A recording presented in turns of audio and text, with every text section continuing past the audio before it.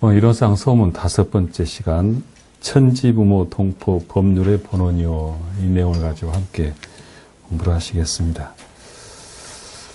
우리가 늘 이제, 기도를 할 때 천지하감주인, 부모하감주인, 동포감주인, 법률원감주인, 이렇게 법신부 사안을 호명을 하면서 기도를 하는데,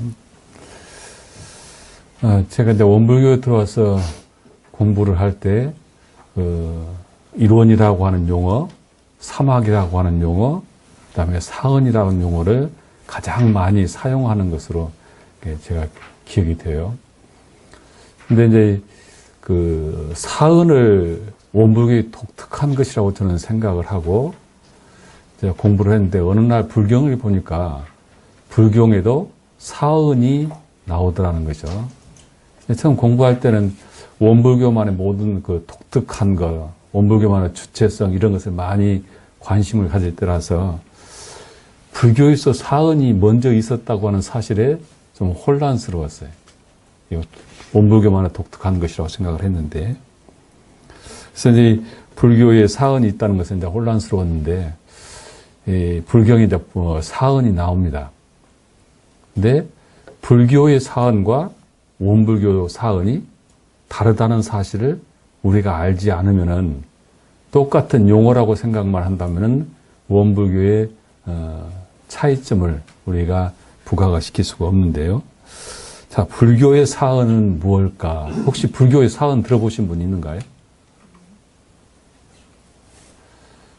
불교에서 그 사언을 그렇게 많이 강조를 하지 않습니다만은 불경에서는 사람으로 태어나서 받는 4가지 은혜를 사언이다 해서 이제 사람이 받는 은혜를 얘기를 하는데 2가지 경이 있습니다. 대승경전이라고 하는 심지관경에는 사언을 부모은, 중생은, 국왕은, 그리고 삼보은 이 4가지를 사언이라고 하고 소승경전에서는 석시요람이라는 경에서는 보면은 부모은, 사장은, 국왕은, 그리고 시주은 이렇게 4가지로 이렇게 분류를 하는데 조금 다르죠. 소승경전하고 대승경전하고 다른데 우리가 불교에 속한다고 하는 한국 불교에서는 이 심지관경을 중심으로 해서 사언을 말씀을 하시는데 첫째가 이제 부모은혜죠.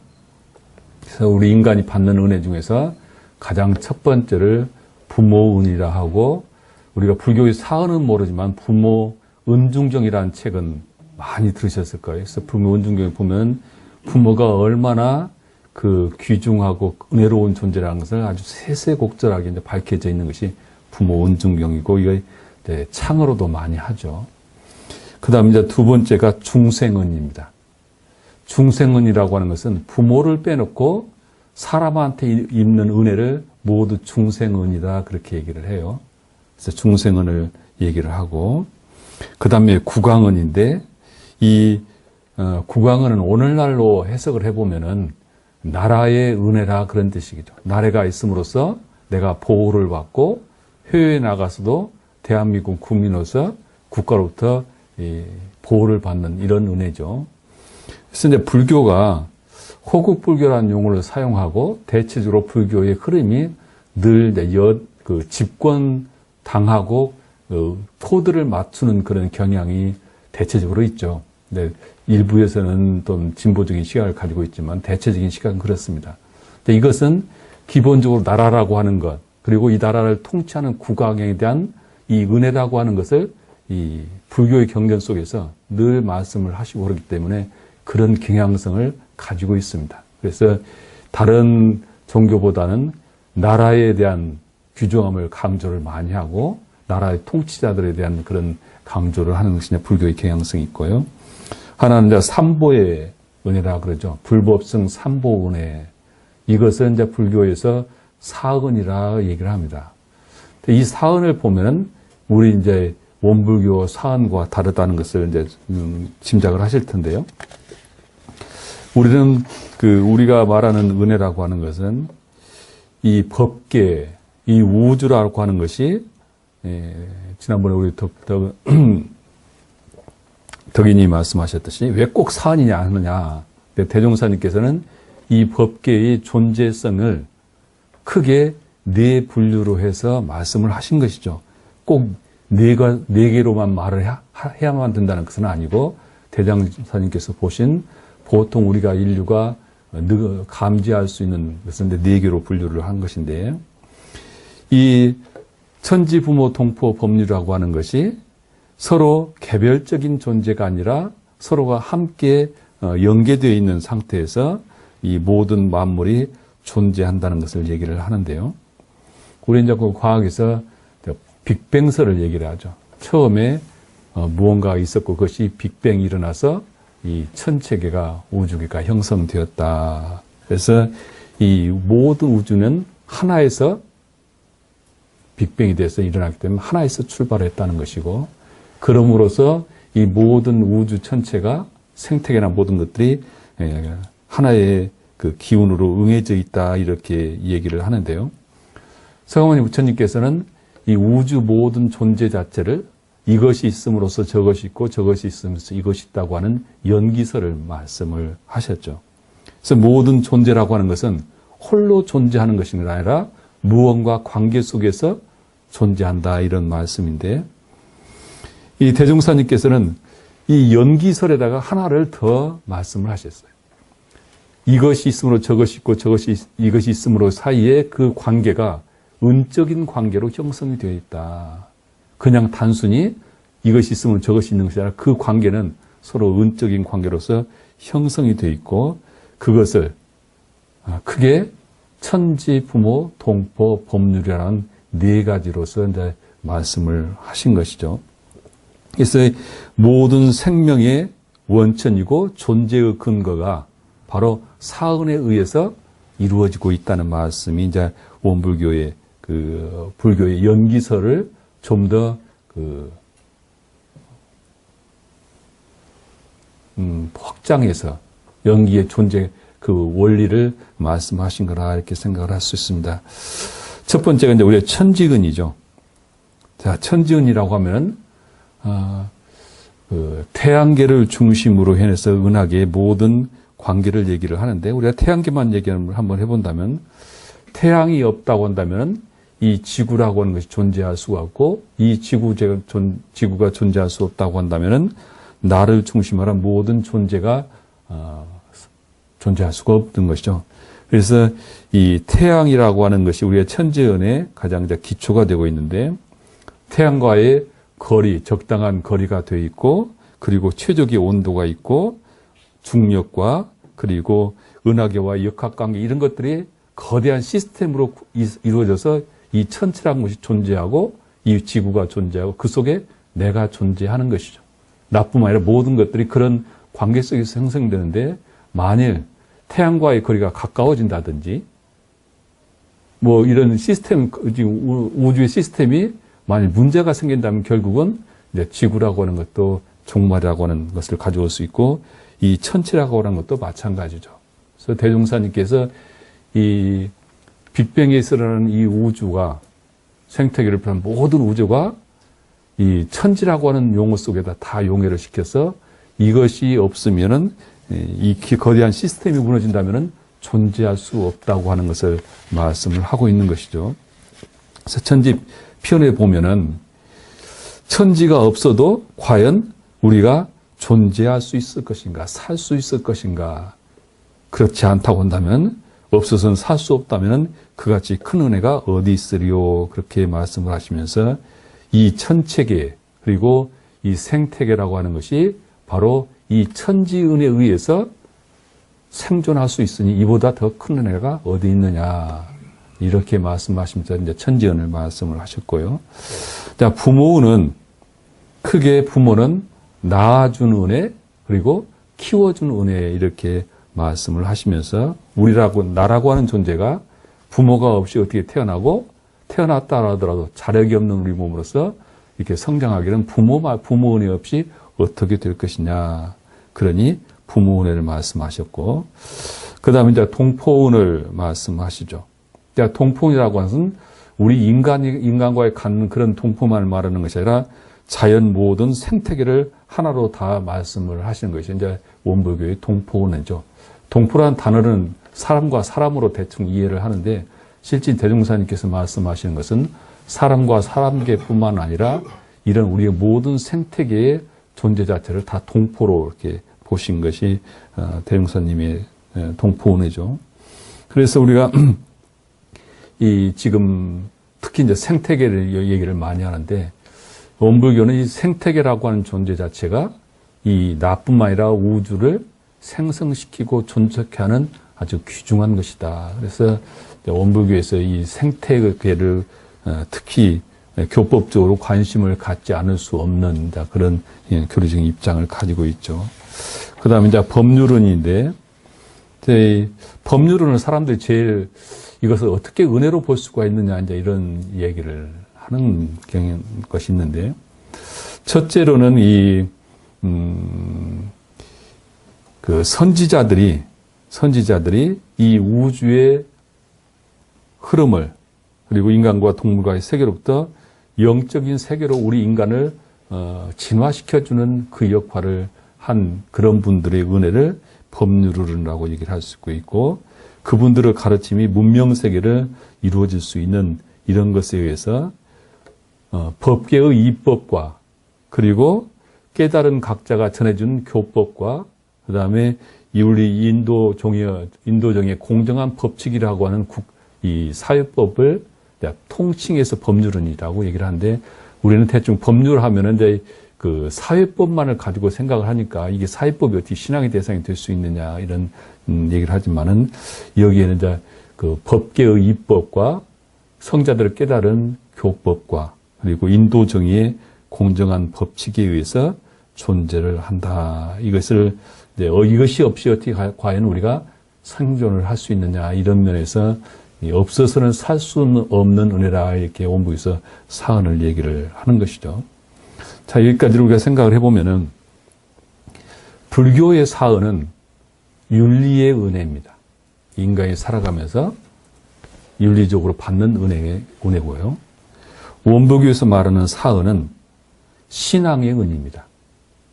없어서는 살 수 없는 신앙의 은입니다. 그래서 이 원불교에서 이 사언은 내가 보은을 하면은 은혜를 입고 배은을 하면은 벌을 받는 이런 신앙적인 대상이 사언이다 이 말씀입니다. 그래서 이 사언을 해석을 할 때 현상적으로 나타나 있는 그것만을 가지고 윤리적으로 해석을 하게 되면은 사언 신앙이 될 수가 없는 부분이 있습니다. 그래서 대체적으로 많은 분들이 현상적으로 나타나는 것을 가지고 사언으로 해석을 하고 윤리적으로 해석을 하다 보면은 어떤 문제가 생기냐면은 예로 천지은을 신앙을 한다고 하는데 우리가 천재지변이 일어나죠. 천재지변에서 수많은 피해가 일어날 때 이것을 어떻게 은혜라고 할 수 있느냐 이런 문제가 생기잖아요. 윤리적으로 해석을 하게 되면 천지라고 하는 이 말씀 속에는 우주의 성주계공이 그 속에 다 들어있는데 이 성주계공의 위치 따라서 우주가 형성이 되고 거기 갖가지 작용들이 일어나는데 이 우주의 이제 천지 사언을 해석을 할 때 현상적인 나타난 윤리적으로만 해석을 하게 되면은 이런 문제에 봉착을 하게 된다. 뭐 어떤 사람들은 그 쓰나미가 일어난 지역에는 자기들의 종교를 믿지 않았기 때문에 그런 이교도를 믿어서 그렇게 뭐 얘기를 하는 분도 있는 것을 봤는데, 일단 우리 살아가면서 천재지변이 우리 인간이 어떤 환경을 오염시켜서 뭐 만들어지는 것도 있고 우주의 진강급에서 일어나는 것도 분명히 있습니다. 자, 이런 것을 그런 현상에 대해서 신앙적으로 어떻게 우리가 그 부분을 답을 해야 할 것인가. 그런데 우리가 연말을 해야 할 부분이고요. 하나 이제 부모은이죠. 부모은을 윤리적으로 해석을 하면은 지금 세상에 보면은 그 부모로부터 보호받지 못한 고아들이 굉장히 많죠. 이들에게 부모은을 우리가 어떻게 얘기를 할 것인가. 오늘 아침에 뉴스도 보니까 그 아이를 세탁기에다 넣어가지고 학대했던 그런 얘기 나오더라고요. 우리는 부모라고는 늘 자비은혜로 이렇게 얘기를 하지만은 실제 현상적으로 보면은 부모들이 그렇게 이상적인 부모가 없는, 그러지 않은 부모가 세상에 굉장히 많죠. 자기 자녀들을 팔기도 하고 학대하기도 하고, 이런데 어떻게 우리가 부모를 말할 수 있을 것인가. 이런 문제가 있습니다. 부모운이라고 하는 것은 생명을 탄생시키고 길러준다고 하는 상징이 부모입니다. 부모라는 말 속에는 이 이론이라고 하는 법계에 낳고 길러준다고 하는 그 상징적인 표현이 부모운이 있다. 그러니까 현상적으로 나타나는 우리가 느끼는 부모만을 얘기를 하는 것이 아니라 법계가 모든 만물을 낳고 길러준다고 하는 그 상징이 부모고, 우리가 실제 낳아준 부모에게 효를 못하고 불효를 하면서 진정한 신앙을 한다고 하기는 사실은 그 부분 문제가 있다고 볼 수가 있는 것이죠. 그래서 부모는 사랑과 자비의 상징적인 존재로서 부모의 은이라고 하는 부분을 포괄적으로 생각을 해야지 현상당이 나타나는 그 의미만 가지고는 해석해서는 안 된다, 이 말씀이고요. 그 다음에 이제 동포은이 있죠. 동포은에서 보면은 동포 중에는 우리에게 사람만으로 해석을 하게 되면은 전쟁을 통해서 수많은 고통을 주고 우리 동포가 고통을 많이 주는 사람들이 많이 있죠. 국가와 국가와 전쟁을 일으키기도 하고 지역과 지역과의 갈등을 일으키고, 이런 그 윤리적인 면이 아니라 동포라고 하는 것은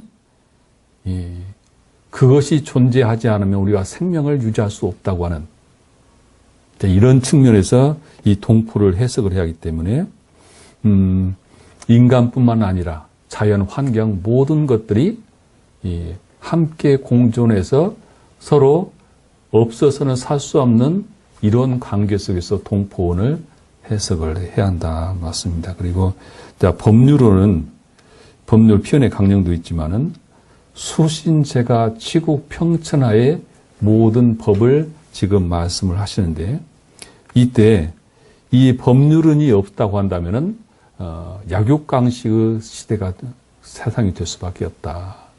그리고 인간이 목매에서 인간의 참다운 가치를 실현하지 못하는 그런 삶을 살 수 있다, 그렇게 이야기를 하는 것이죠. 그래서 우리가 이제 법률은 할 때 늘 사유법을 떠올리지만은 사유법이라는 것은 상당히 가변적이죠.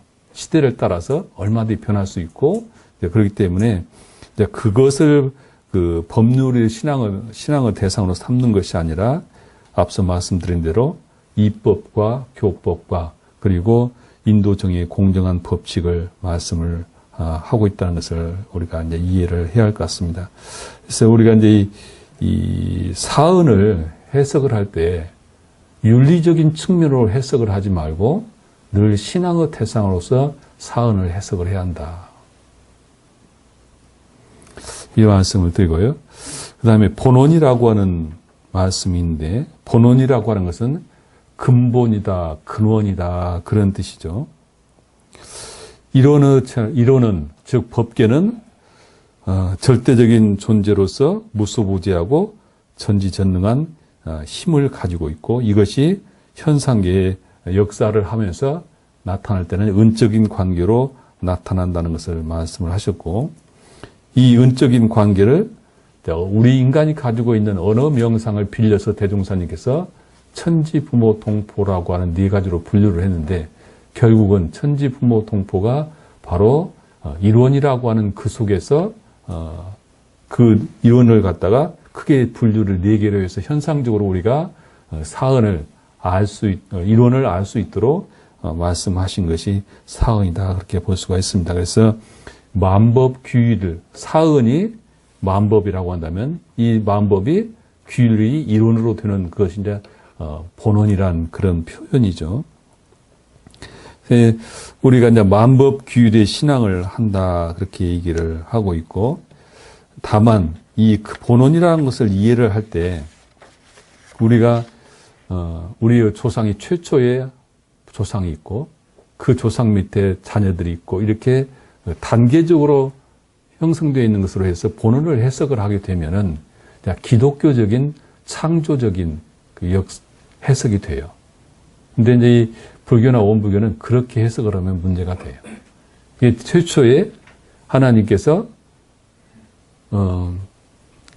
아담과 이브를 창조를 하셨다. 이렇게 이제 기독교 역사는 창조주가 있고 그 다음에 아담과 이브가 나오고 그 밑에 자손들이 쭉 이렇게 해서 이렇게 피라미드 형식으로 이렇게 창조의 역사를 얘기를 하잖아요. 근데 이제 우리 그 대종사님께서 말씀한 이 본원이라고 하는 의미는 그런 단계적인 창조 관계가 아닙니다. 이것은 뭐냐면 본원과 밑에 있는 그 지금 본원을 분류했던 사원이 우아래 상하 개념이 아니라 동시 개념을 가지고 있습니다. 그래서 창조주에서 사원이 만들어지고 사원에 의해서 그 다음 모든 마음을 이렇게 출생되는 걸 하면은 그 논리적으로는 설명하기가 참 쉬운데 그것은 진리를 보는 지금 대종사님이나 서가모니 부처님의 관점은 다른 관점입니다. 그래서 일원과 사원이 둘이 아니고 사원과 삼라만상이 둘이 아니다고 하는 측면에서 이것이 둘이 아니어야 처처불상이 돼요. 이것이 둘이 되면 처처불상이 될 수가 없어요. 그래서 이것을 우리가 이제 이해를 하셔야 할 것입니다. 그래서 이제 우리가 사은의 대상으로서, 신앙의 대상으로서 사은의 본원을 우리가 잘 이해를 하셔야 할 부분이고요. 대종사님께서는 사은은 생성의 원리요, 신앙의 근원이요, 또한 윤리의 원천도 된다. 이 사은에 의해서 모든 만물이 존재하고 은혜를 입고 살아가는데 우리가 신앙의 입장에서는 그 사은에 보은하는 행위 자체가 복을 받는 길이고 은혜를 받는 길이고 배은하면 그것이 바로 벌을 받게 되는 것이다. 그래서 창조주가 있어서 임의로 복 주고 죄 주는 것이 아니라 우리가 사은에 일원에 보은을 하는 행위를 하면은 복을 받는 것이고 배은을 하게 되면 벌을 받는 것이다. 이런 말씀, 윤리, 우리 관을 가지고 있는 것이죠. 그래서 보통 사람들이 우리가 어떻게 존재하는가에 대해서 별로 관심을 가지지 않고 그냥 살아가죠. 그러나 실제 우리가 삶을 좀 더 깊게 가치 있게 자기 삶을 들여다본다고 한다면은 과연 나는 어떻게 존재하는 것에 대한 관심을 갖게 되고 그 존재의 가치는 결국은 어떤 창조주나 어떤 조상에 의해서 좌우되는 삶이 아니라 바로 사은에서 우리는 수없이 많은 관계를 맺고 사은의 은혜를 입고 살아가는 것이고 이 은혜의 관계를 우리가 확실히 알게 될 때 현상계의 삶, 우리 현실에 살아가는 삶을 어떻게 살아가야 할 것인가, 어떻게 살아야 좀 더 가치 있는 삶을 살 것인가라는 가치관이 형성되지 않을까 생각이 들어갑니다. 그래서 우리가 그 사은을 이론의 본원으로 믿는 사람의 입장에서는 가장 중요한 것은 사은은 나를 존재케 하는, 없어서는 살 수 없는 그 존재의 근원이고 그렇기 때문에 우리가 신앙의 대상으로 삼는 것이다. 그리고 사은은 실제 죄복의 권능이 사은 속에서 다 나온다는 것을 알게 된다면 우리가 사은을 왜 대종사님께서 신앙의 대상으로 말씀을 하셨는가를 알게 될 것이고요. 이 일원이라고 하는 명칭이 나오기 전에는 대종사님께서 신앙의 대상을 사은으로 하셨어요. 그리고 이론상이 나오면서 그때 이제 사은, 이론을 신앙의 대상으로 표현을 하셨고 이론과 사은이 둘이 아닌 대상으로 대종사님께서 호칭을 부르셨기 때문에 이 사은을 우리 교도들이 늘 그 윤리적인 면으로 나타나는 현상, 그러니 사은이라고 하는 것은 대체적으로 우리 삶 속에서 나타나는 현상을 네 가지로 분류한 건데 이 천지음만 보더라도 꼭 나타난 것만 얘기하는 건 아니고 법률론도 마찬가지죠. 그래서 이 사은 속에는 현상계와 그 다음에 그 본체를 다 아울러져 있는 사은으로 해석을 하셔야 한다.